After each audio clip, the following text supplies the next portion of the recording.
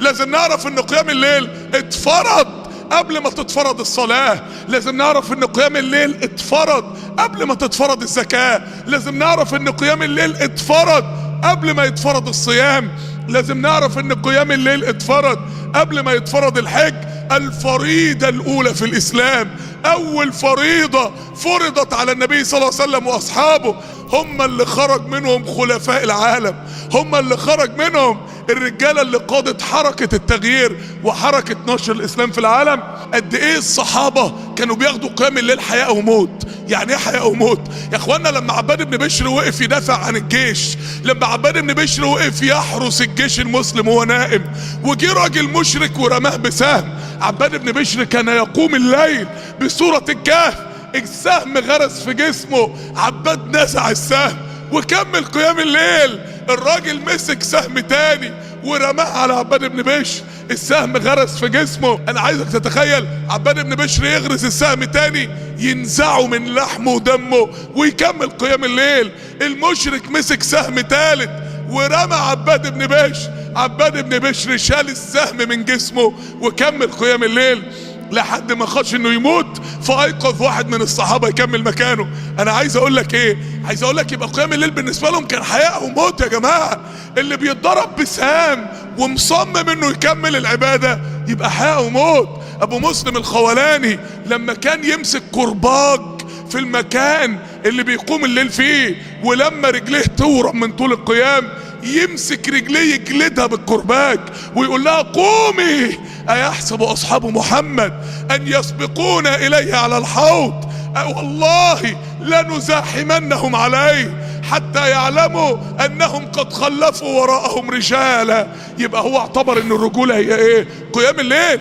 يبقى هو اعتبر أن البطولة هي إيه؟ قيام الليل. يبقى هو اعتبر اللي هيوصله للنبي عليه الصلاة والسلام ويخليه يقف جنب الصحابة على الحوض هو ايه؟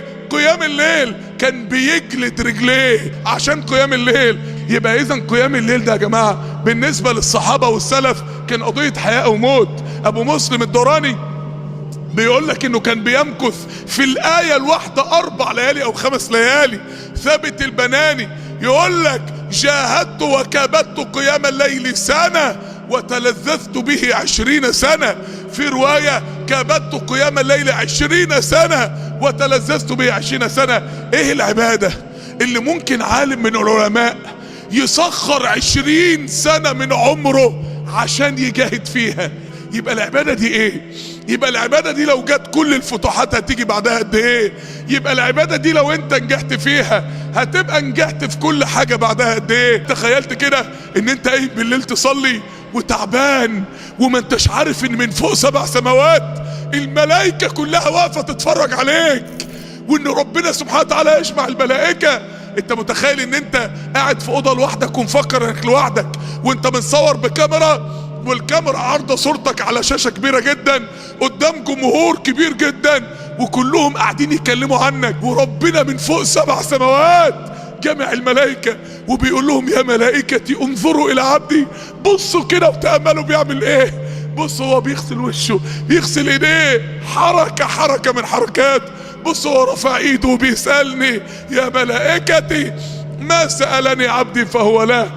ان الله يضحك، ان الله يضحك. يعني انت واقف بتقوم الليل وربنا من فوق 7 سماوات بينظر لك ويضحك. يا ربي الحديث ده يا جماعة ما يخلكش تموت نفسك عشان تقوم الليل. ان قيام الليل ده في حوار مهول بيحصل في الملأ الاعلى بسببك انت. عرفتوا ليه ان جبريل قال للنبي عليه الصلاة والسلام واعلم ان شرف المؤمن قيامه بالليل؟